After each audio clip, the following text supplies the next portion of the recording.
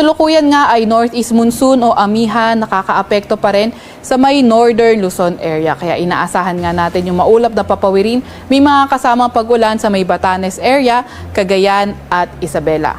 Samantalang easterlies o yung mainit na hangin galing Karagatang Pasipiko, nagdadala rin ng maulap na papawirin na may mga kasamang kidlat pagkulog sa may area ng Aurora, Quezon, Bicol Region, Eastern Visayas, Dinagat Island, Surigao del Norte at Surigao del Sur. Kaya ingat sa mga kababayan natin nakatira sa mga areas na yan dahil posible yung pagbaha o pagguho ng lupa tuwing katamtaman hanggang sa paminsan-minsan malalakas yung pag-ulan.